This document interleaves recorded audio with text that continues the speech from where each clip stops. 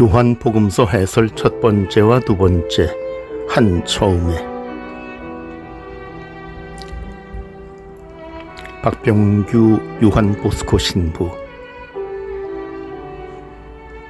나는 자주 묻는다. 성경을 전문적으로 공부하지 않고 성경 말씀에 대한 견해를 밝히는 것이 가능할까? 답은 늘 그렇다이다. 그리고 그렇다를 확신하며 기뻐한다. 두 가지 이유에서 그렇다.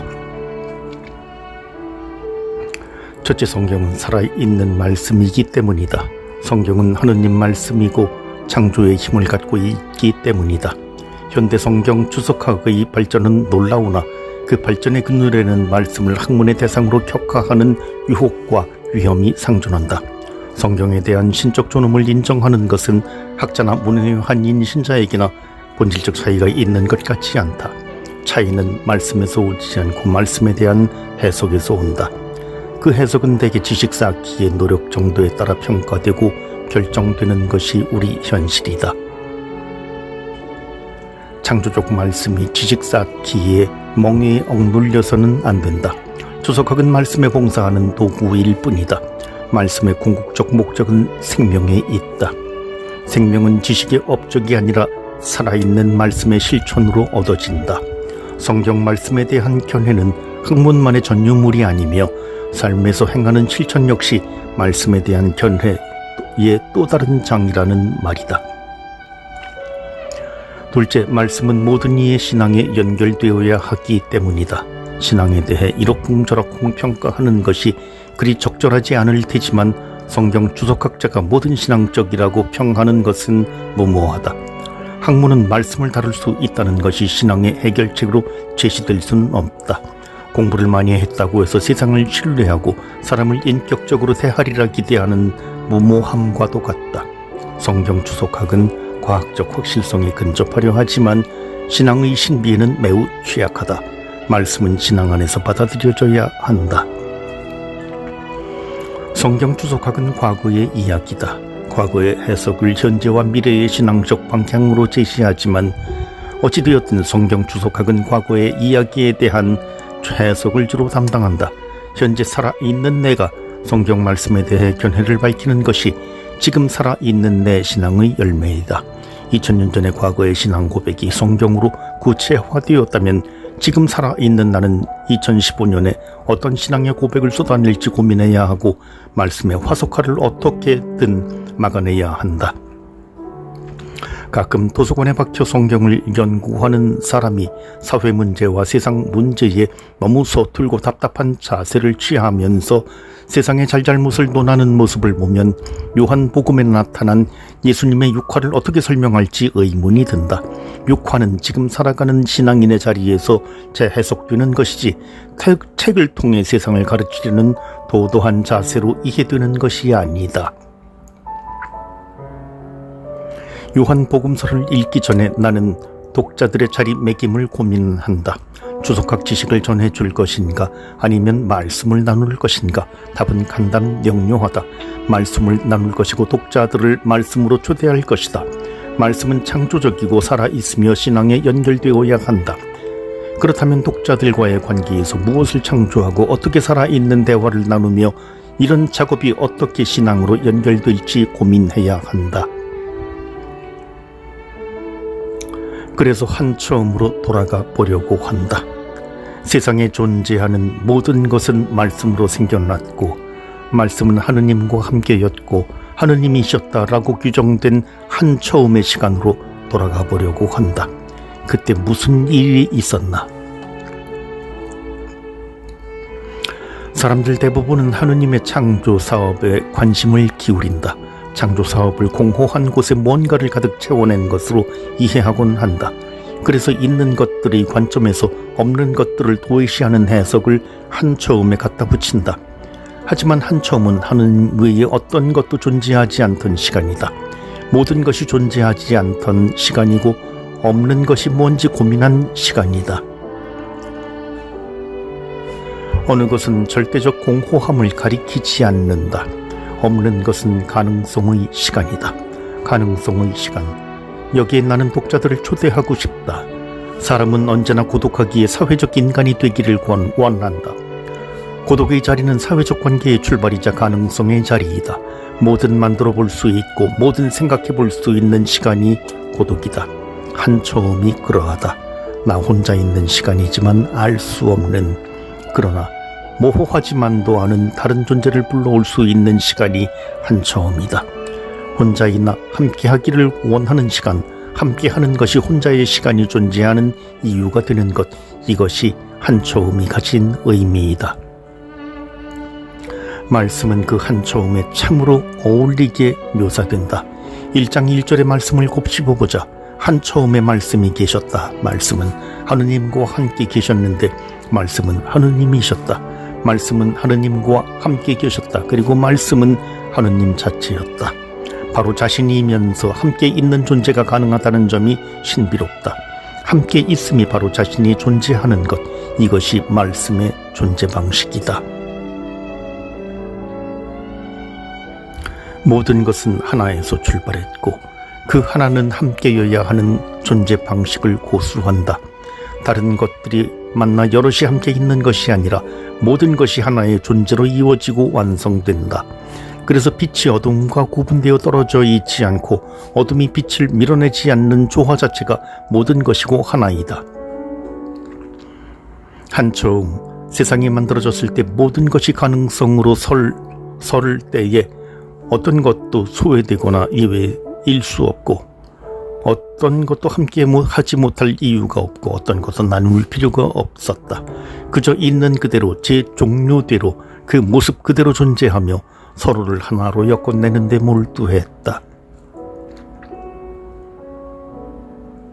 1세기 말엽 요한 복음서가 쓰일 때 세상은 두 편으로 나뉘어 생각하는 데 익숙했다. 하느님마저 착한 신, 나쁜 신으로 갈라놓으려 했다. 한 처음의 시간을 망각한 채 하느님의 조화를 깨뜨린 것이다.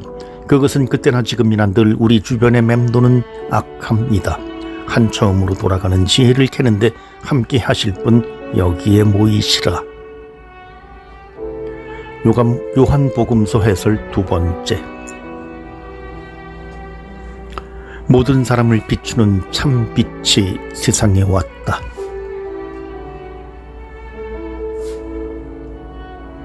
아침이 밝을 때 새로운 하루에 설레는 사람이 있는가 하면 삶의 무게로 그 아침마저 밤이었으면 하는 사람도 있다. 물리적 시간이 흘러도 감정적 시간은 흐름을 멈춘 듯 때로는 정신을 잃은 듯 어지러이 흘러가기도 한다. 어떤 스님이 말하기를 모든 것은 생각하기 나름이라 했다. 내 마음 안에 평화가 있으면 세상이 평화로워 보이고 그렇지 못하면 세상은 악귀들의 천국이 될 수도 있다는 논리다. 허나 그리스도교 신앙은 다르다. 내가 마음의 평화를 얻고자 해도 옆이 시끄러우면 모든 게 산산조각 난다. 내 마음의 평화만 바라고 성당에 다닌다면 아주 부질없는 헛수고다. 성당에 가면 마음이 편해지는지 먼저 물어보라. 숙제를 받아 안고 오지 않는다면 성당은 내 고민의 해우소일 뿐 하느님의 계시 자리가 아니다. 가까운 식구의 부탁도 탐탁지 않을 때가 있는 게 우리네 일상인데 하느님의 계시를 듣고도 마음이 편해진다면 그건 아니지 않는가. 우리는 빛을 좋아한다. 빛이 하느님이신 예수님이라면 더더욱 그렇다. 그러나 빛이 세상에 왔다는 사실이 모든 이에게 긍정적 신호일 수만은 없다. 빛이 왔다는 사실은 하나의 선택을 부추긴다. 그러나 우리의 선택은 빛이냐 어둠이냐가 아니라 내가 좋아하는 것, 내가 바라는 것에 대한 열정을 드러내는 것임을 알아야 한다. 우리는 종종 착각한다. 내가 선택해서 내가 바뀔 수 있다고 말이다. 그러나 실은 내가 되어가고 싶은 것에 이끌릴 때가 많다. 객관적이고 합리적이라 생각해서 내린 선택이 실은 현재 나의 상태가 드러내고픈 욕망일 경우가 제법 많다. 사람은 혼자서는 쉽게 바뀌지 않는다. 빛은 영원한 타자로 존재하기 위해 이 세상에 온 것이 아니다. 빛은 우리가 되어가는 무엇이다. 12장 36절에 빛의 자녀라는 말이 있다. 빛이 이 세상에 온 이유는 빛의 자녀가 되어야 하는 존재의 목적을 되새기게 하기 위해서이다. 빛은 욕망의 상대적 가치가 아니라 나 자신이 되어야 하는 존재의 이유다.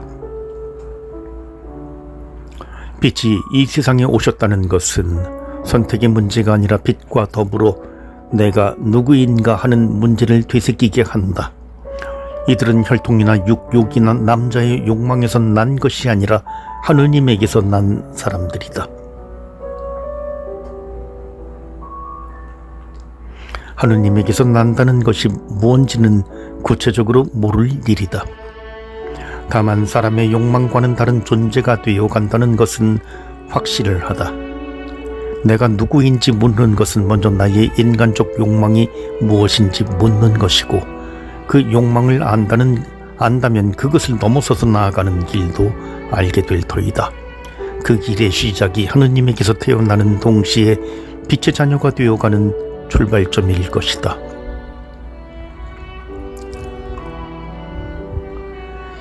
일상에서 나는 무엇이 될까? 나는 어떻게 살아갈까라는 질문이 혼자만의 일로 치부되는 경우가 많다. 대부분의 신자들은 믿는다는 것조차 혼자만의 노력으로 환치하려 한다.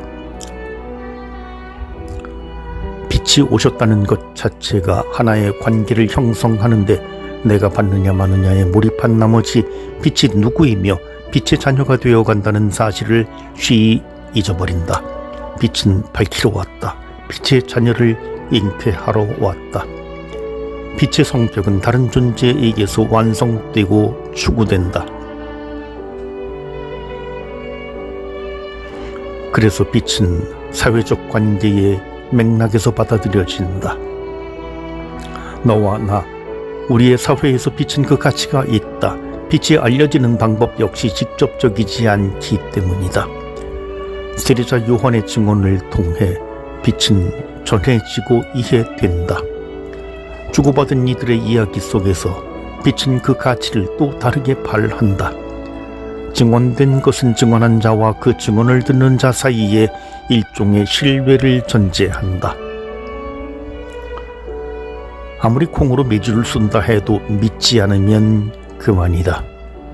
밭으로 메주를 쓴다는 말에 더 신뢰를 두는 사람은 콩이 메주가 된다는 사실에 둔감해진다. 그래서 진리는 서로에 대해 다가서는 열린 자세에서 더욱 뚜렷해진다. 빛은 정답을 주러 온 것이 아니라 빛을 받아들이는 믿음을 지닌 사람을 찾으러 왔다. 빛이 왔다고 세상의 어둠이 사라져 모두가 정의롭게 정답대로 살아가는 것이 아니라는 말이다. 빛을 믿고 따르는 이들이 어둠 속에서 더욱 많아지고 넓어져야 한다. 그래야 빛이 의미가 있다. 그래야 진리가 우리 안에서 살아 숨쉰다. 빛은 예수님이다.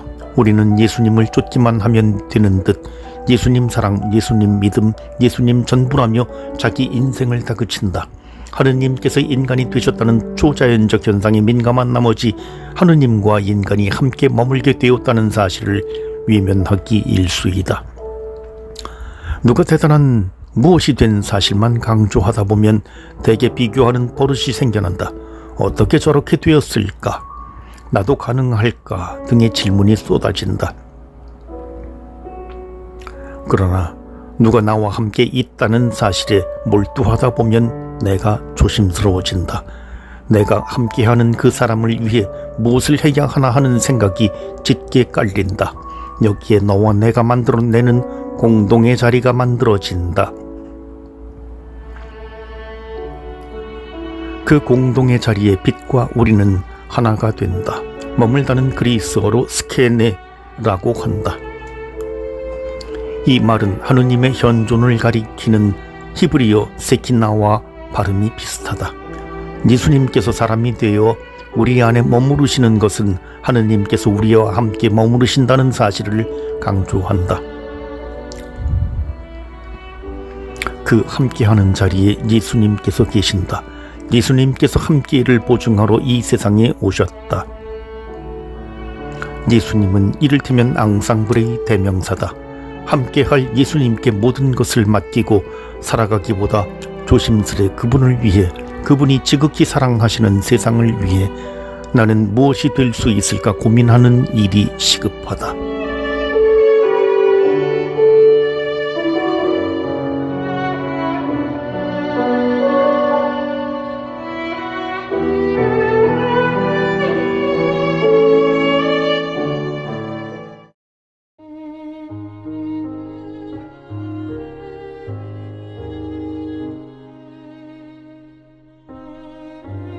요한복음서 해설 세 번째. 나는 그리스도가 아니다. 박병규 요한보스코 신부. 사제들과 레위인들이 와서 세례자 요한에게 묻는다. 당신은 누구요? 누구냐는 질문에 맞는 답은 나는 누구다 정도일 텐데 요한의 답은 모두 아니다로 끝난다. 우리는 아니요가 만들어내는 의미에 집중해야 한다. 세례자 요한이 아무것도 아니라 했기에 그를 외면할 일이 아니다. 무엇이 아닌지 따져보아야 한다. 이것도 저것도 아니니 세례자 요한을 아무것도 아닌 존재로 인식하면 안 된다는 말이다. 이야기를 천천히 살펴보자. 사제들과 레위인들이 먼저 와서 세례자 요한을 만난다. 그들은 세례자 요한의 아니요라는 대답에 어느 정도 안심이 되었을 테다. 왜냐하면 그들은 권력층에 가까웠기 때문이다. 성전을 중심으로 펼쳐진 유다 사회의 권력 체제는 그 이면에 메시아를 기다리는 신앙을 담보하고 있었다. 문제는 신앙의 희망과 현실 권력의 괴리였다. 메시아가 오면 성전은 끝이 난다. 성전을 중심으로 한 권력 체계가 무너져 버린다. 메시아를 기다리되 메시아가 오면 끝나는 권력의 중심에 사제들과 레위인들이 있었다. 세례자 요한은 그리스도 곧 메시아가 아니고 메시아 시대를 알리려 미리 재림하던 엘리야도 아니며 모세와 같은 예언자도 아니라는 사실에 그들은 자기 자리를 지켜낼 수 있으리라고 안도했을 것이다. 세례자 요한은 아니요를 통해 제도 종교의 권력에서 벗어난다. 이를테면 세상의 권력에 이용당하는 신앙의 가치에 대해 아니요라고 분명히 선을 그은 셈이다. 제도 종교의 한계에 갇힐 그리스도를 증언하러 온 이가 세례자 요한은 아니라는 말이다. 바리사이들도 세례자 요한을 찾아온다. 율법의 수호자여 실천자임을 자처한 그들은 요한의 세례를 문제 삼는다. 당시 유다 사회에서 세례는 메시아를 기다리는 방법이자 필수 조건이었다. 세례자 요한의 역할은 회개하여 그리스도를 맞이할 세상으로 거듭날 수 있도록 이끄는 데 있었다. 세례자 요한이 바라는 세상은 어제의 세상이 아니라 그리스도를 중심으로 새롭게 변화된 세상이었다. 그러나 바리사이들은 기존의 세상이 믿고 규정한 자격을 문제 삼는다. 이도저도 아닌 사람이 세례를 왜 베푸느냐고 문제시하면서 세례를 베풀려면 이런 사람이어야지 하고 다그친다.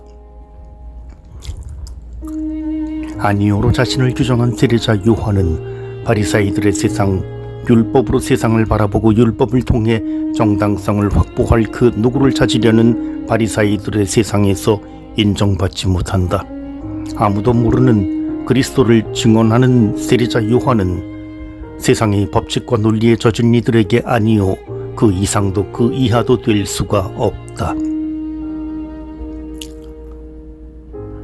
사실 요한복음서는 유다인과 그들의 세상에 대해 강한 반감을 가지고 있다. 덧붙여 유다인들이 진정한 이스라엘 백성 곧 참된 하느님의 백성이 아니라고 단정한다. 사람이 되어 오신 메시아를 받아들이지 않았기 때문이다.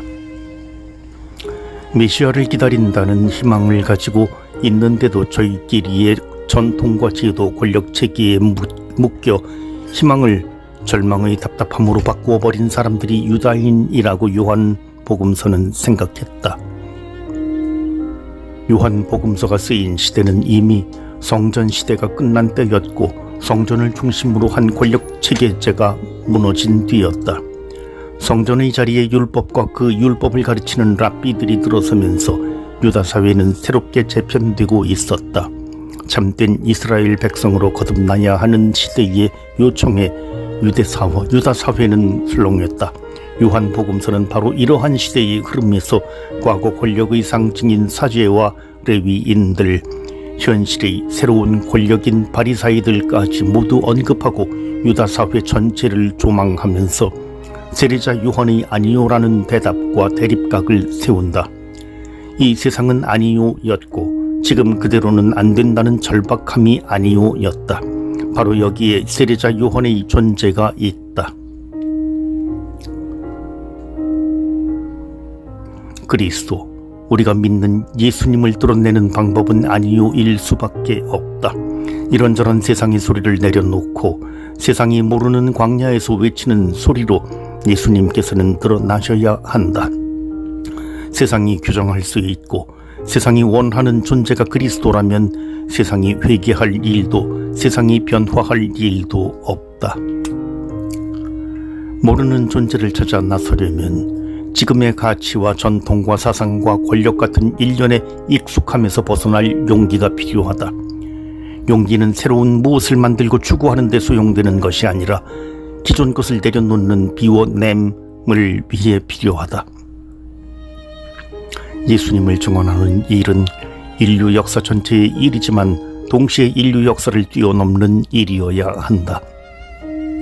세상 안에서 살되 세상을 거스르는 일이어야 한다. 세상과 대화하되 세상에 아니요를 외치는 일이어야 한다. 세상의 익숙함에 퇴행적으로 머물러 그 허망한 쳇바퀴에 매몰되어 살지 말고 한 걸음이라도 더 가까이 예수님께 나가기 위해 세상을 멀리서 바라보는 여유를 가져봄이 좋으리라. 요한복음서 해설 4번째. 세상의 죄를 없애시는 하느님의 어린 양. 박병규 요한보스코 신부. 죄 없는 분이 회개의 세례를 베푸는 세례자 요한에게 걸어오시는 것, 죄에 맞서고 죄를 없애러 오셨기에 스스로 반성문을 쓰러 오시는 게 분명하다. 세례자 요한은 이런 예수님을 두고 이렇게 표현한다. 보라, 세상의 죄를 없애시는 하느님의 어린 양이시다. 요한은 지금 예수님을 해석한다. 세상의 죄를 없애시는 이가 예수님이고 하느님의 어린 양이 예수님이라고 규정한다. 공관복음에서 볼 수 없는 요한복음만의 규정이다. 유다 전통에서 죄를 없애는 것은 주님만이 하실 수 있는 일이었다.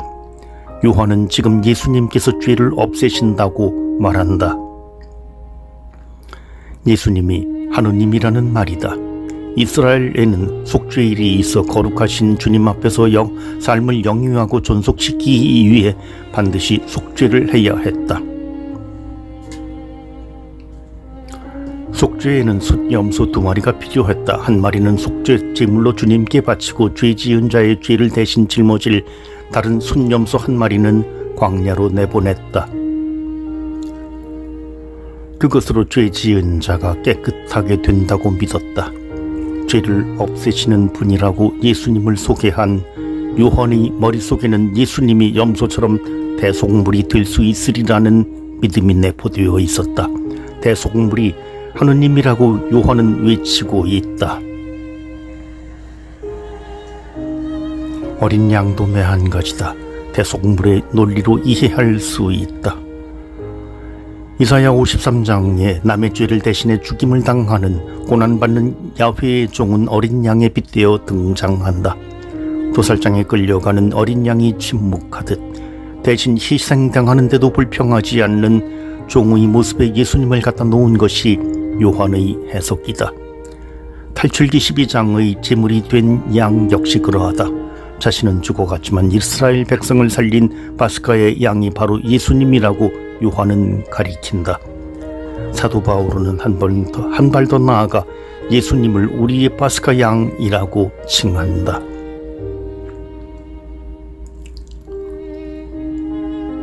염소든 어린 양이든 이스라엘에게 남겨진 기억의 흔적은 온통 희생으로 물들어 있다. 이건 수동적이고 맹목적이며 슬픈 일이다. 이렇게 끝나면 하느님 앞에 선 백성은 죄의식에 짓눌려 있어야 한다. 예수님이 죄를 없애러 오신 양이라는 말은 알려져야 했다. 예전의 속죄와 희생이 새롭게 알려져야 했다. 예수님께서는 희생만 가득한 대속물이 횡행하는 세상을 위해 오신 것이 아니다. 백성의 회개뿐 아니라 당신과 세상의 만남을 위해 이 세상에 오셨다. 사실 요한복음은 이 세상을 부정적으로 바라본다. 세상이 너희를 미워하거든 너희가 먼저 나를 미워하였다는 것을 알아라. 너희가 세상에 속한다면 세상은 너희를 자기 사랑으로 사랑할 것이다. 그러나 너희가 세상에 속하지 않을 뿐만 아니라 내가 너희를 세상에서 뽑았기 때문에 세상이 너희를 미워하는 것이다. 요한복음은 우리가 세상을 거슬러 메시아이시며 하느님의 아드님이신 예수님을 선택하게끔 부추긴다. 이 세상에 머물러 자기 죄를 씻는 데만 골몰하는 것은 쟁기를 잡고 뒤를 돌아보는 것처럼 세상에 미련이 많다는 방증이다. 오랫동안 대속물을 바쳐왔으면서도 여전히 죄에 허덕이는 이 세상에 하느님께서 오셨다. 예수님께서는 세상이 죄를 씻어내는 데 머무르지 않고 하느님을 만날 수 있도록 염소든 어린 양이든 대속물의 자리를 자처하셨다. 예수님의 대속은 죄를 씻는 데 소용되지 않고 죄를 없애고 하느님을 알리는 데 소용된다. 이를테면 물로 죄를 씻는 것이 아니라 성령으로 하느님을 드러내기 위해 예수님께서 이 세상에 오신 것이다.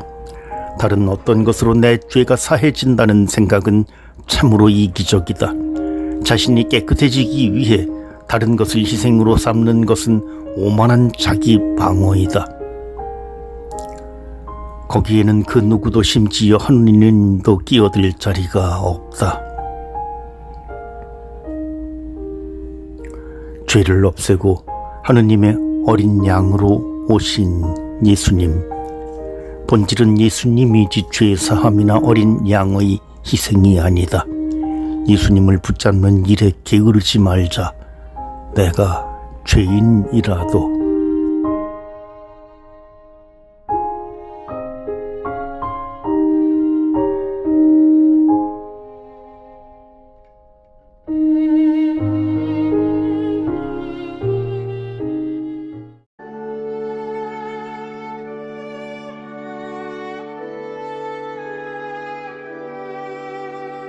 요한복음서 해설 5번째.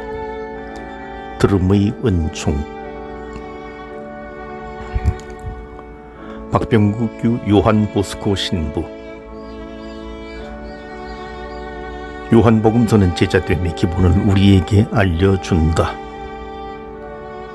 세례자 요한이 예수님을 가리켜 하느님의 어린 양이라 외치자 제자 둘이 그 소리를 듣는다. 들음은 찾음으로 이어지고 예수님과의 만남으로 완성된다. 만남은 객관적도 실체의 공존만이 아니라 주관적 신앙의 고백으로 재탄생한다. 예컨대 안드레아가 예수님을 메시아라 고백하고 빌립보는 모세의 율법과 예언서가 기록한 분으로 예수님을 인식하며 나타니엘은 하느님의 아들 이스라엘의 임금님으로 예수님을 받아들인다.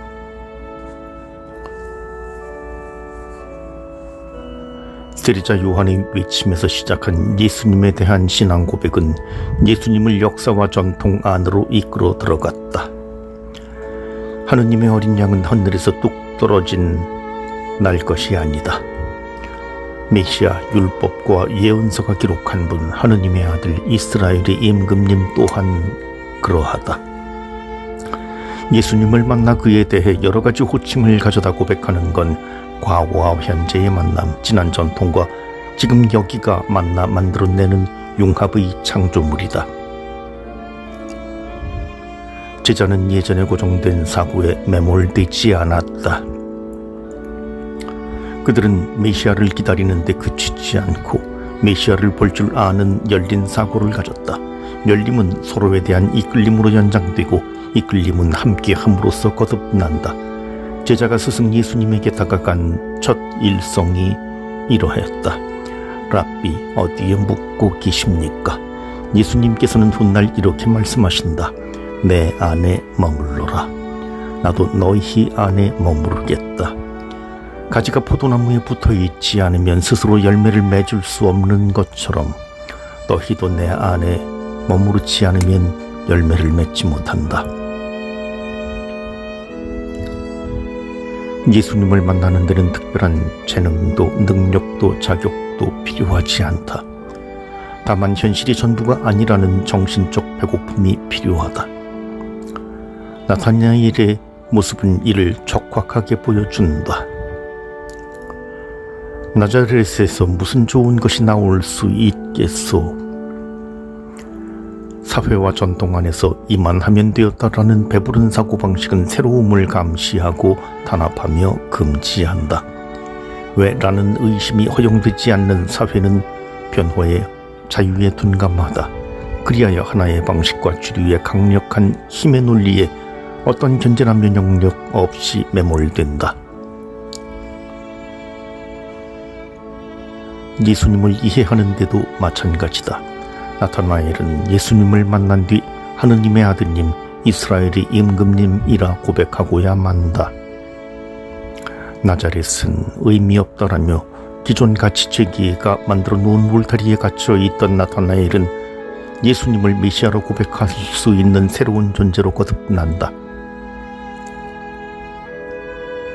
예수님을 메시아로 받아들이지 않는 이들에게는 지극히 비현실적인 신앙 고백이지만 그 비현실이 나타나엘에게 현실이 된다. 이것이 바로 신앙이고 제자됨의 기본이다. 공간 복음서 어디에도 나타나엘은 제자로 등장하지 않는다. 요한 복음서에서만 전하는 나타나엘은 익명의 그리스도인의 자리가 아닐까. 현실과의 줄다리기에서 비현실적 희망을 현실 안으로 끌어들어오는 일은 세대를 거쳐 시대를 통해 한결같이 그리스도인이 즐기는 정신적 배고픔이 만들어내는 창조 행위이다. 복음의 이야기는 아직 끝이 아니다. 아직도 배가 고프다. 예수님께서는 또 다른 큰 일을 예고하신다. 사람의 아들이 하늘과 땅을 오르내리는 것을 보게 된다는 말씀이다.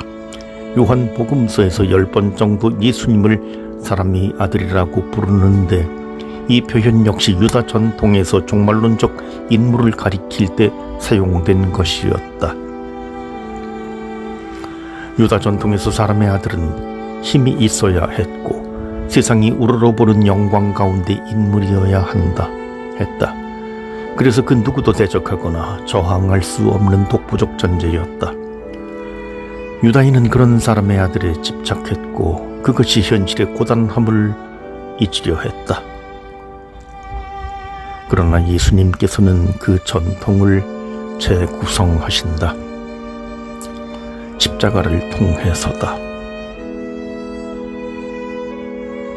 예수님께서 예고하시는 또 다른 큰 일은 바로 십자가의 죽음이다. 요한복음서는 이 죽음을 영광이라 부른다. 세상은 죽음을 피한다, 두려워한다. 그런데도 요한복음서는 죽음을 직시하고 죽음 안에서 영광을 찾는다. 이유인즉 우리가 십자가상 죽음을 통해 하느님을 만나고 하느님의 사랑을 체험하고 우리 역시 그 사랑 속에서 살아갈 수 있기 때문이다. 십자가상 죽음은 끝이 아니라 타자에 대한 배고프고 배고픈 사랑이자 열림이기에 요한복음서는 십자가를 영광이라 여겼다. 너를 통한 영광이지 한 사람에게 집중된 영광이 아님을 예수님께서 당신의 십자가로 보여주신 것이다. 죽을 때까지 스스로를 극복하고 체질을 극복하고 기존 가치 질서를 극복해야 하는 지난한 일이 그리스도를 따르는 제자의 일일 터이다. 세상은 변화를 싫어하지만 변화하며 흘러왔고 흘러간다. 변화에 몸부림은 꽤나 큰 아픈 상처를 수반하기 마련이다. 상처가 크면 클수록 그만큼 현실에 매몰되어 새롭게 다가오는 예수님을 놓치고 만다. 상처를 기꺼이 받아낼 수 있는 내적 근육을 단련해야 한다. 현실에 대해 묻고 답하는 일에 게을리하지 말아야 한다. 지금 내 옆에 무슨 일이 벌어지고 있는가 하는 물음에 예수님이 계신다. 요한복음 해설 6번째, 표징과 믿음. 예수님의 첫 번째 기적 이야기이다. 가나의 혼인잔치에서 물을 포도주로 바꾸시는 초능력은 낯설다. 낯설기에 기적이라고 하고 그래서 예수님의 능력에 감탄한다. 하지만 역시 주님이야 하며 감탄사로 복음을 읽는 데는 낯설지 않다. 믿음이 뭘까? 이 질문에 대한 답을 예수님을 향한 한 개인의 열정 또는 사랑으로 이해한다면 믿음은 자기 욕망을 예수님을 통해 간접적으로 드러내는 방식이 된다.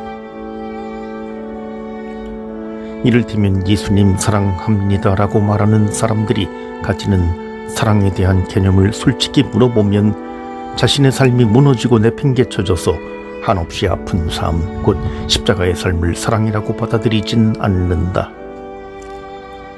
한평생 얼마간의 평온함과 사회적 안정을 유지하며 무탈하게 살아간다는 전제 조건 하에 예수님께서 여전히 홀로 십자가를 지셔야 한다는 암묵적 동의가 예수님 사랑합니다가 될 수 있다. 가나의 혼인잔치는 분명 잔치이고 기쁨의 시간이다. 전통적으로 혼인 날에는 메시아의 도래를 가리키는 개념이었다. 메시아가 오면 좋은 일, 기쁜 일만 가득하기를 바라는 것이 인간의 기본 습성이다. 이 습성으로 가나의 혼인잔치를 읽어가다 보면 잔치에 빠질 수 없는 포도주를 만들어 주신 예수님이야말로 진정한 메시아임을 고백하게 된다.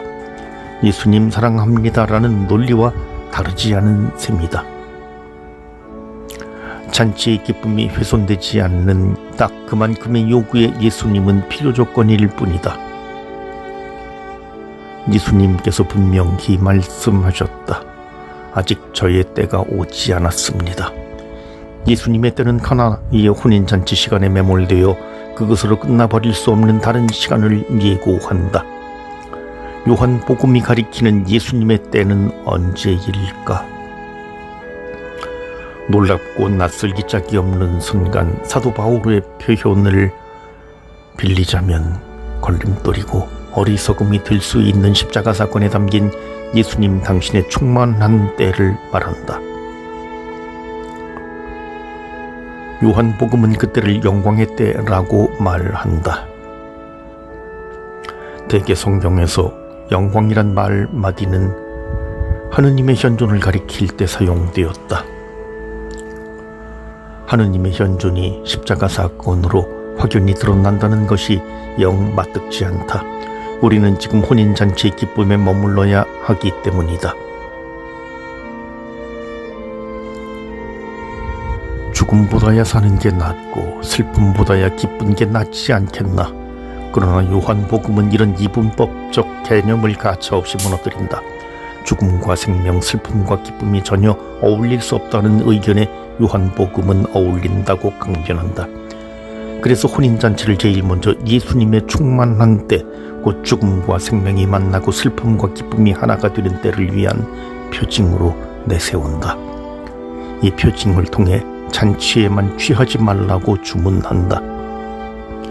이를테면 흔한 잔치집의 술에 취하지 말고 예수님께서 마련하시는 또 다른 술에 취하라고 제시하는 것이다. 물은 포도주로 바뀐 일 너머에 다른 무엇이 있다는 말이다. 그 사건이 그것으로 끝나서는 안 된다는 뜻이다. 카나의 혼인잔치는 표징 너머에 다른 무엇을 볼 수 있게 우리를 준비시킨다. 어떤 준비일까? 결론을 말하자면 믿음에 대한 준비이다. 표징은 표징일 뿐 그것이 가리키는 예수님의 충만한 때, 곧 영광의 때를 이해하고 받아들이기 위해서는 믿음이 요구된다. 믿음으로 나아가는 과정은 지난하다. 먼저 마리아의 말에 주목하자. 그가 시키는 대로 하여라. 예수님께서는 말을 아끼신다. 그저 물을 채워라. 그 물을 과방장에게 날라다 주어라 는 말씀 외에 특별한 것이 없다. 하인들은 예수님 말씀에 따라 움직였다. 마침내 과방장의 입을 통해 좋은 포도주가 인정되고 확정된다. 물이 포도주로 바뀌는 일련의 과정은 예수님의 말씀을 듣고 실천하는 과정이기도 하다. 이 과정에서 예수님의 독보적 초능력만 강조하는 것은 지양해야 한다. 예수님께서 가득 채우라고 하신 물은 정결례에 사용되는 물독과 절묘하게 조우한다. 잔치집에 어울릴 좋은 포도주는 몸과 마음을 깨끗하게 하는 유다이즘의 정결례에서 시작한다. 메시아를 만나고 그분의 영광을 바라볼 수 있는 것은 감나무에서 감 떨어지기를 기다리는 일처럼 쉬운 일이 아니다. 예수님을 메시아로 받아들이고 그분의 영광을 보고 믿음을 얻기 위해서는 기존같이 제기에 찌든 우리의 몸과 마음을 해체해야 한다. 세속의 논리에 젖어 잃어버린 신앙감을 찾는데 우리는 어떤 노력을 하는지 되묻는 작업이 정결례에 사용되는 물독에 물을 채우는 행위이다. 그 물독에 가득 찼을 때 우리는 메시아를 만나는 참된 잔치의 기쁨을 만끽할 것이다. 믿음의 결과는 영광을 보는 눈이다. 예수님께서 당신의 발에 향유를 부은 마리아에게 하신 말씀이 바로 그것이다. 네가 믿으면 하느님의 영광을 보리라고 내가 말하지 않았느냐. 예수님께서는 하느님의 영광을 저 구름 위 하늘에 또는 저 세상에 지으려 하신 것이 아니다. 우리의 믿음, 우리의 변화를 통해 드러내려 하셨다. 다만 우리의 믿음, 우리의 변화가 원하든 원하지 않든 기존 가치 체계와의 갈등과 불화를 수반할 수밖에 없다는 두려움이 예나 지금이나 우리의 발목을 잡고 있을 뿐이다.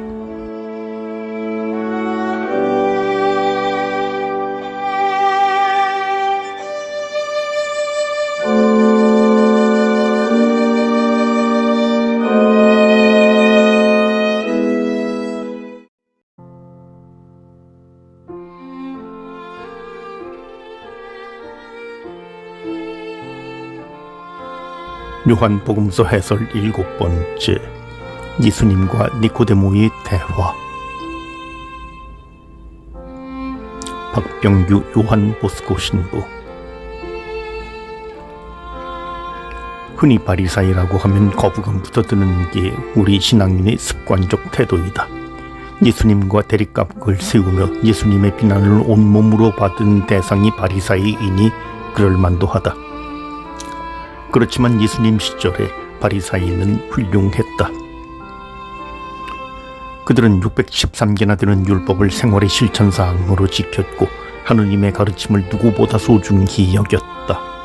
다만 율법을 어기는 이들에게 보여준 사정없는 폐쇄성이 예수님의 열린 사랑의 걸림돌이 되었다는 점은 우리를 불편케 한다. 바리사이로서 니코데모는 열려 있었다. 비록 낮이 아닌 밤에 예수님을 찾아온 조심스러운 면도 있으나 훗날 예수님께서 신문 받으실 때 그분을 두둔하고 예수님의 시신을 위해 몰약과 침향을 섞어 가져오기도 했다. 예수님에 대한 사회적 종교적 논란 속에서도 예수님을 존경했고 그분에게서 가르침을 얻고자 한 개방적 인물이었다. 니코데모의 태도에서 먼저 짚을 것이 있다. 예수님을 만나 그분을 이해하는 데 필요한 것은 인간으로서의 존경이나 호감이 아니라는 점이다. 어떤 바리사이보다 예수님께 가까이 다가간 니코데모는 예수님께 말을 건네면서 자신의 한계를 명확히 드러냈다. 위로부터 태어나야 하고 물과 성령으로 다시 태어나야 한다는 예수님의 말을 육체적 인간적 차원에서 이해하면서 이렇게 말했다. 어머니 뱃속에 다시 들어갔다 태어날 수야 없지 않습니까? 니코데모는 새로운 시대에 필요한 새로운 과정을 전혀 가지지 못했다. 위로부터 태어나야 한다는 말은 세상 것에만 휘둘려 하늘의 뜻과 가르침을 멀리하는 삶에서 탈피하는 것을 가리킨다. 물과 성령으로 다시 태어나야 한다는 것은 하늘의 뜻이 세상에 펼쳐질 때가 되었다는 말이다. 말하자면 예수님을 만난다는 것은 그분을 존경하여 그분에게서 가르침을 몇 수 얻는 뒤 자기 삶을 더욱 갈고 닦아야겠다는 윤리적 의지의 행위가 아니다. 예수님을 만나 세상의 사고방식에서 자유로워져 하늘의 큰 뜻을 받아들일 수 있도록 자신의 변화를 촉구하는 것이다. 요컨대 기존의 자신에게서 벗어나 자유로워지는 것이 위로부터 다시 태어나는 일이다. 사람과 세상의 변화는 각자의 삶을 갈고 닦는 것만으로 이루어지지 않는다. 사람은 본질적으로 자신의 한계와 주관성을 극복할 수 없는 존재이며 더구나 혼자 사는 존재가 아니기 때문이다. 사람살이가 그렇지 않은가? 아무리 혼자 잘 살려고 해도 관계가 헝클어지면 모든 것이 수포로 돌아가는 경험을 숱하게 겪지 않는가? 유다의 전통에서 사람과 세상의 변화에 대한 열망은 사람의 아들이라는 표현 속에서 다듬어져 왔다. 하늘에서 내려온 이는 분명 하늘을 알고 있다. 이 세상만이 아닌 저 높은 하늘의 신비를 알고 있는 존재가 사람의 아들이다. 세상살이의 한계를 하늘을 통해 직시하고 하늘을 품어 땅을 변화시키려 했다. 거기에 사람의 아들만큼 적확한 표현은 없다. 사람의 아들은 하늘에서 내려왔을 때 누가 뭐라 해도 사람이기 때문이다. 하늘과 땅이라는 두 세계가 사람의 아들을 통해 온전히 하나가 된다. 말씀이 사람이 되어 우리 곁에 머무르시는 예수님은 유다 사회가 기다리고 열망하던 사람의 아들 바로 그분이셨다. 하늘과 땅이 하나 되는 이유는 명확하다. 생명을 위해서다. 생명은 인간 삶의 지속적 영위나 풍요로움을 가리키는 개념이 아니라 사람의 아들을 만나는 데서 이루어지는 관계 지향적 개념이다. 그래서 생명은 하나의 만남이고 온전한 의탁이어야 한다. 예수님께서는 당신의 십자가를 통해 생명의 길을 보여주셨다. 예수님 당신의 뜻이 아니라 아버지의 뜻에 전적으로 따르는 것. 인간의 손에 전적으로 자기 목숨을 내어 바치는 것이 십자가였다. 하늘과 땅에 온전히 자신을 내어 비치는 것이 생명의 길이고 그것으로 예수님께서는 하늘과 땅을 만나게 하셨다.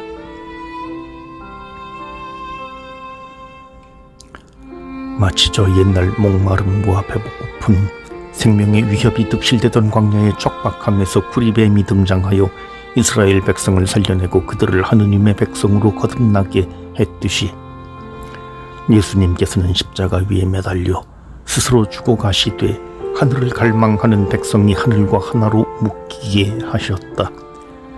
예수님의 죽음은 하늘과 땅이 함께 누리는 생명이다. 신앙생활은 인간적 삶을 다듬는 데 소용되는 것이 아니라 그 삶을 전복하는 데 필요한 것이다. 남들과 똑같은 눈으로 남들과 잘 어울리고 도사처럼 온유한 미소를 짓는 것이 신앙생활을 잘 하는 것이라고 여기는 데서 탈피하는 것이야말로 참된 신앙생활의 시작이다. 나만 보고 나의 삶과 사고와 신념에만 집중하는 신앙은 생각할 수도 가늠할 수도 없는 하늘의 신비를 전하는 예수님을 회피하는 것이다. 그러므로 그것은 신앙이 아니라 예수님에게서 멀어져 스스로 유폐되는 것이고, 예수님의 생명보다 죽음으로 운명지어진 인간적 삶의 자신을 가두는 행위이다. 예수님의 십자가를 지표로 삼아 죽음으로써 생명을 기억하고 살아가는 이는, 살아내는 이가 신앙인이라면 신앙의 지향점은 오로지 하나다. 빛으로 나아가는 것, 그것뿐이다. 내 안에 머물러 어떻게 나를 잘 갈고 닦을지 골몰하기보다 타자에게, 하느님에게 나아가는 관계 지향적 삶이 생명의 길이고 진리의 길이며 신앙의 길이다. 니코데모는 예수님을 통해 한 줌밖에 되지 않는 인간의 지혜를 떠나 하늘의 열린 생명으로 초대되는 순간을 체험했다.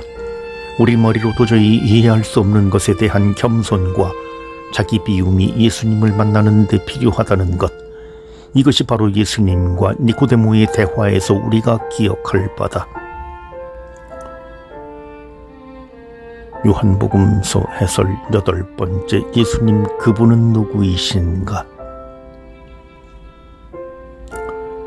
사마리아 여인은 여느 때와 같이 살고 있었다. 야곱의 우물에 가서 두레박으로 물을 깃는 일상은 그 여인에게 너무나 당연해서 그 삶의 전부인 양 그렇게 살았을 테다. 예수님의 등장은 이런 일상을 새로운 세계로 끌어내는 데 소용된다. 사마리아 여인은 두 가지 낯선 경험에 직면한다. 하나는 유다 남자가 사마리아 여인인 자신에게 말을 건넸다는 것, 또 하나는 그 남자가 자신의 옛 삶을 매우 똑똑히 안다는 것이다. 낯선 경험을 한 뒤 그 여인은 예수님을 알아가는 여정을 시작하여 전문가가 된다. 그 경험이 일상을 뚫고 나와 새 세상으로 모험을 떠나라고 부추긴 것이다. 사마리아 지역은 남쪽 유다 지역 사람들에게 더러운 곳이었다. 기원전 722년 아스티리아에 점령된 후 이방 민족들이 뒤엉켜 살게 된 지역이기 때문이었다. 그런데도 사마리아 지역 역시 나름대로 전통을 간직하고 살았다. 야곱을 조상으로 섬겼고 그리짐 산에서 드리는 예배를 남쪽 유다 사람들의 예루살렘과 견주어 자랑스럽게 생각했다. 예수님께서는 이런 역사의 단절을 뚫고 길을 재촉하셨다. 유다를 떠나 갈릴레아로 가시는데 굳이 버려진 땅, 소외된 땅 사마리아를 거쳐 지나가신다. 여인이 당황한 것은 유다와 사마리아의 역사적 단절을 예수님께서 뚫고 나오셨다는 데에 있었다. 물을 달라는 예수님께서는 이미 일상 저 너머에 예전에 체험하지 못한 창조적 자리를 만들어내셨다. 목말라 다시 기르러 와야 할 물이 아니라 영원히 목마르지 않을 물을 얻을 수 있는 자리. 그곳은 하느님의 선물, 그리고 살아있는 물의 자리였다. 예수님께서는 그 자리로 사마리아 여인을 초대하신다. 사실 예수님께서 말씀하신 물은 성령이었다. 살아있는 물로서 성령은 예수님을 믿고 받아들이는 이에게 주어지는 하느님의 선물이다. 예수님과 사마리아 여인의 관계는 살아있는 물 곧 성령을 두고 역전된다. 아직 여인은 예수님이 누구신지 모른다. 그러나 살아있는 물을 달라며 사마리아 여인이 예수님께 다가선다. 관계의 재정립이 시작되는 셈이다. 남편을 데리고 오라는 예수님의 명령에서 이 관계의 재정립은 더욱 명확해진다. 자신의 현 상황을 솔직히 고백한 사마리아 여인은 예수님을 예언자로 인식하는 데까지 다다른다.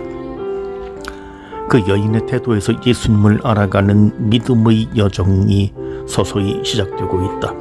처음 예수님께서 여인을 만나셨을 때 건네신 말씀이 그 답을 찾아가는 셈이다. 내가 하느님의 선물을 알고 또 나에게 마실 물을 좀 다오 하고 너에게 말하는 이가 누구인지 알았더라면 오히려 내가 그에게 청하고 그는 너에게 생수를 주었을 것이다. 이제 사마리아 여인은 예수님을 예언자로 고백하면서 예배의 문제로 이야기를 옮긴다. 예수님께서 말씀하시는 참된 예배에 대한 관점은 장소와 시간의 두 차원에서 이해되어야 한다. 예배는 영과 진리 안에서 이루어져야 하고 그 예배의 때는 바로 지금이다. 요한복음서에서 영과 진리는 예수님 바로 그분을 가리키고 지금의 때는 하느님의 영광이 온전히 드러나는 예수님의 십자가상 죽음의 순간을 의미한다. 사마리아 여인은 예수님도 모르고 그때도 모른다. 그러나 한 가지는 안다. 그리스도라고도 하는 메시아께서 오신다는 것을 압니다. 그분께서 오시면 우리에게 모든 것을 알려주시겠지요. 자신 앞에 버젓이 물을 달라고 청한 이가 그리스도이고 메시아라는 사실을 사마리아 여인은 모른다. 그러나 그 여인은 예수님의 답을 듣고야 만다. 너와 말하고 있는 내가 바로 그 사람이다. 내가 바로 그다. 우리는 이 단호한 자기 계시적 표현을 모세 앞에서 나타난 야훼 하느님의 목소리를 통해 들었다. 예수님께서 하느님이시고 하느님께서 인간으로 이 세상에 오셨다는 선포가 내가 바로 그다 라는 외침 속에 녹아있다. 참된 예배의 대상은 인간이 된 하느님이신 예수님이고 예수님을 만나는 바로 지금이 참된 예배의 때라는 말이다. 이 산이냐 저 산이냐 아니면 이 민족이냐 저 민족이냐 또 아니면 신자냐 아니냐의 문제는 포기되어야 한다. 예수님을 만나는 것이 참된 예배이고 메시아를 만나는 것이라면 이런저런 인간적 방법과 전통이 오히려 예수님에게서 유리될 수 있는 위험을 내포한다는 사실을 기억해야 한다. 사마리아 여인은 고을로 가서 예수님에 대해 증언한다. 그리스도가 아니실까요? 이 말로 여인은 자신 앞에 나타난 예수님께서 자신이 기다려온 그리스도라는 사실에 거의 근접한 셈이다. 나아가 마을 사람들은 그 말을 듣고 예수님과 함께 머물기를 청하여 이틀이나 예수님과 머물렀다.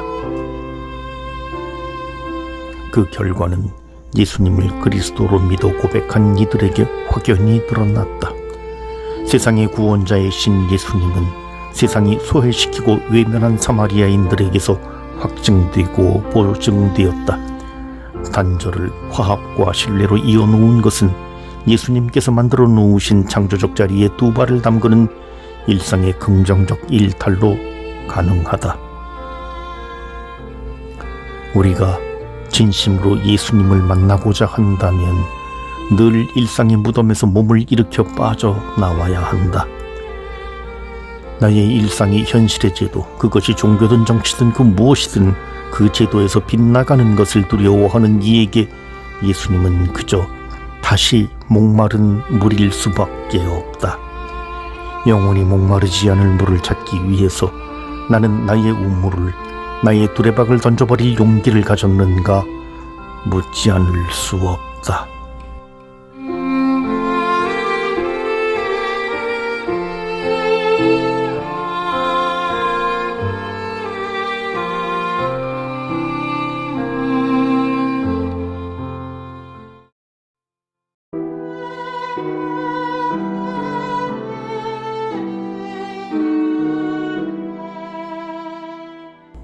요한복음서 해설 9번째.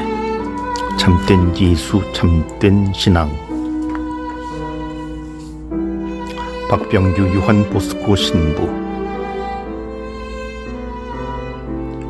예수님을 믿는다고 고백하는 이들은 역사에서 수없이 많았고 지금도 많을 테다. 다만 예수님에 대한 개념이 뒤틀린 적 또한 수없이 많으니 참된 예수님을 고백하는 일의 어려움을 외면할 수가 없다. 이를테면 우리 교회는 성지 탈환을 목적으로 수많은 사람을 죽였고 신앙을 지킨다는 미명 아래 마녀 사냥을 자행했다. 이 모든 일이 참된 예수님을 따른다는 이들이 저질렀던 그분에 대한 개념을 왜곡한 행태이다. 오늘 복음은 왕실관리의 이야기를 하기 전에 먼저 갈릴레아 지역의 분위기를 언급한다. 갈릴레아는 예수님의 고향 지역이지만 예수님 스스로 예언자가 존경을 받지 못하는 곳이라고 지적한 바 있다. 그런데 요한복음서가 전하는 갈릴레아 사람들은 사뭇 다르다. 다른 복음서에 나타난 갈릴레아 사람들은 예수님을 예언자로 인식하고 그분의 입바른 소리에 그분을 죽이려고 덤벼들기까지 했다. 하지만 요한복음서는 이러한 갈등을 비켜간다. 그들이 예수님을 맞아들이기 때문이다. 그 이유는 분명하다. 그들도 예수님께서 축제 때 예루살렘에서 하신 행위를 보고 놀랐기 때문이다. 갈릴레아에서 예수님은 예언자로서가 아니라 신기한 일을 하는 마술사로 받아들여진다. 예수님을 직접 보고 그분 말씀을 직접 듣는 갈릴레아 사람들의 그분은 개념 왜곡의 대상이었던 셈이다. 왕실관리 역시 믿기지 않는 일이 예수님을 통해 자신에게도 일어나길 간절히 바랬을 터다. 죽을 위험에 처한 아들을 살리기 위해 예수님은 믿음의 주체가 아니라 기적의 주체가 되어야만 했다. 이 대목에서 우리는 예수님의 오심을 기적의 유행쯤으로 바라보는 이들에게 부정적 평가를 내리는 데 익숙하다. 그러나 요한복음서는 조금 다른 각도에서 기적을 바라본다. 예수님의 말씀부터 들어보자. 너희는 표징과 이적을 보지 않으면 믿지 않을 것이다. 표징과 이적을 믿음의 문제로 연결시키는 이 말씀에서 요한복음서는 표징과 이적은 거부되는 게 아니라 믿음을 갖는 데 소용되어야 한다는 사실을 끄집어낸다. 오늘 복음에서 보여주는 예수님의 치유 행위와 닮은 이야기가 유다이즘에도 있다. 랍비 가말리엘은 아들이 아프자 제자들을 랍비 한니나 벤 도사에게 보내어 아들을 고쳐달라고 청하였다. 랍비 한니나는 기도를 올렸고 그 시간에 랍비 가말리엘의 아들이 나았다고 한다. 표징과 이적은 신앙에 어긋나는 게 아니라 신앙을 북돋우는 도구로 인식되던 유다 사회였고 요한복음서도 같은 맥을 짚어낸다. 요한복음서의 이 대목에서 예수님의 치유 행위가 특이한 것은 왕실관리의 출신 성분 때문이다. 그 관리는 이방인이었다. 지난 후에 읽었던 사마리아 여인의 이야기에서도 이방인으로 취급받던 사마리아 사람들이 예수님을 모시고 믿게 되었음을 보았다. 이방인들에게는 예수님이 예언자인지 기적쟁이인지 아니면 메시아인지 중요하지 않았다. 이방인들, 특히 왕실 관리들에게는 간절한 외침 하나만이 중요했다. 주님, 제 아이가 죽기 전에 같이 내려가 주십시오. 이 외침은 예수님께서 가파르나움으로 움직이시길 바라는 데 소용될 터이다. 그러나 예수님께서는 움직이시지 않는다. 오히려 그분이 왕실 관리를 움직이게 하신다. 가거라, 이 말씀 한마디로 왕실관리가 예수님을 만나 얻어낸 유일한 소득이다. 그 밖에 어떤 것도 필요하지 않다. 말씀 한마디, 그것이 왕실관리에게 어떤 의미가 있었는지 우리로선 도무지 알 길이 없다. 중요한 것은 왕실관리가 예수님의 그 말씀 한마디로 움직이기 시작했다는 점이다. 예수님을 통한 표징이나 이적을 전혀 체험하지 못한 왕실관리는 갈릴레아 사람들과 확연히 다르다. 축제 때 예루살렘에서 예수님께서 보여주신 신기한 일에 현혹된 갈릴레아 사람들이 예수님을 맞이하는 것은 또 다른 신기한 일을 기대하는 구경꾼의 수준을 드러낸 것뿐이다. 반면 왕실관리에게 예수님은 말씀 한마디, 그것으로 받아들여지고 이해되는 분이시다. 우리는 여기서 신앙의 본질을 여실히 목격한다. 왕실관리는 움직인다. 말씀 하나를 달랑 들고 병든 아들에게 간다. 그리고 발견한다. 아들이 낫게 된 시각이 예수님께서 외쳤던 가거라라는 말씀이 울려 퍼지던 바로 그때라는 사실을. 신앙의 자리는 이런저런 이해관계로 도출되는 성과물이 놓이는 곳이 아니다. 온전한 식탁 또는 전적인 간절함이 만들어내는 실천적 움직임에서 신앙은 도드라진다.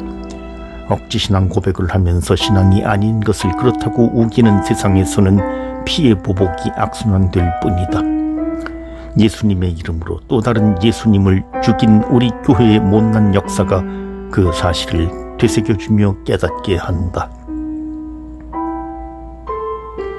참된 신앙은 단순함 하나로 족하다. 말씀 한마디를 듣고 그것을 전부로 여기는 태도, 그것이 신앙이다. 이런 신앙은 삶의 언저리를 더욱 넓혀간다. 내 것을 우겨 내가 보고 싶은 것을 추구하는 이들의 신앙은 자신의 삶조차 죽이지만, 단순히 의탁하고 따르는 신앙은 삶의 언저리를 사람들로 붐비게 한다. 왕실관리뿐 아니라 그의 온 집안이 함께 신앙의 길로 들어섰다는 사실이 이를 증명한다. 사도행전도 참된 신앙이 가정 공동체에 미치는 영향을 곳곳에서 보여준다. 고린넬리우스 집안이 그랬고, 리디아 집안, 필리피 간수의 집안이 그러했다. 제대로 된 신앙 고백은 그 열매를 맺는 데 더디지 않다. 우리 교회가 예수님을 왜곡했던 과거는 예수님에 대해 너무 복잡하게 해석했기 때문이 아닐까.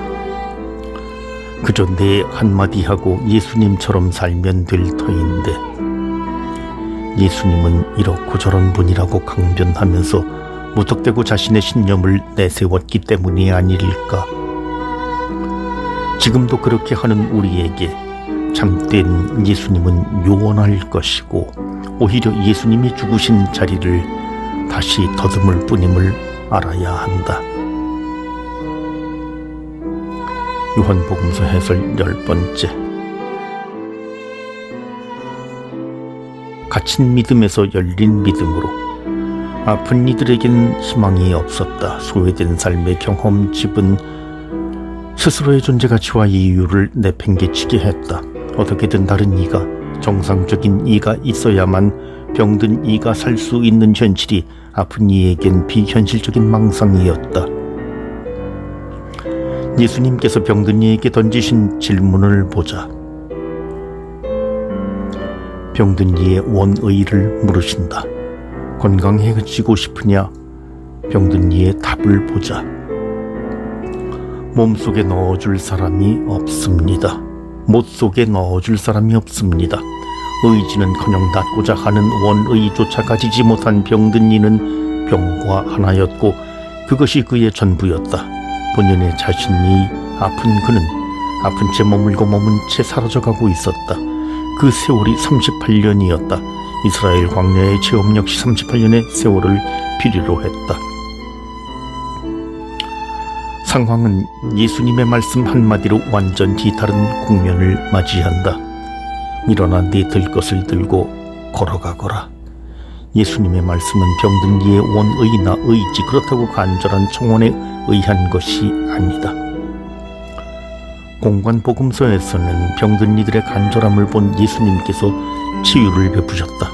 요한복음서에 예수님은 당신을 거부하는 세상의 끝까지 들어와 살게 되어 죽어가서 쳐졌다.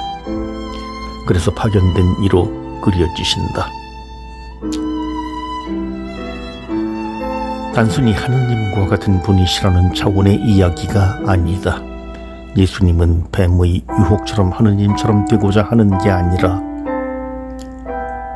이를 통해 하느님을 이 세상에 소개하는 분이시다. 예수님은 하느님을 드러내기 위해 움직였고 가르치셨다. 그것이 그의 권위이자 권능이었다. 세상이 원하든 원하지 않든 예수님은 이 지상에, 이 어두움에 하느님을 빛을 드러내는 데 그의 삶을 온전히 봉헌하셨다. 예수님의 말씀은 현실에 억눌려 화석이 된 믿음을 열린 믿음으로 바꿔놓는다. 우리는 예수님이 치유하셨다는 데 이야기에 초점이 있다고 쉽게 생각한다. 그러나 이야기에서 치유와 관련된 표현은 구체적으로 드러나지 않으며 공관복음서에 흔히 등장했던 내 믿음이 너를 구원하였다라는 치유의 확인조차 절제되고 있다. 그저 그분 말씀이 전부이고 이 말씀 하나로 현실이라는 감옥에서 서로의 족쇄가 되었던 병든 이와 벳자타못의 지긋지긋한 연결고리가 끊어진다. 가거라. 병든 이는 가야 한다. 그가 그이기 위해서, 그가 그로 살기 위해서. 문제는 이런 기적이 일어나도 좀처럼 변하지 않고 완고한 신앙에 그대로 머물러 있는 사람들이 있다는 것이다. 이를테면 낫기를 바라며 벳자타못에 줄곧 머물던 이들 중에 하나가 예수님을 통해 낫게 된 새로운 사건에는 아랑곳하지 않는 채 캐캐묵은 그러나 여전히 포기할 수 없었던 안식일 논쟁을 끄집어내는 사람들이 있다. 안식일 논쟁은 예수님과 당시 기득권 세력 간의 주요 다툼 중에 단연 최고였다.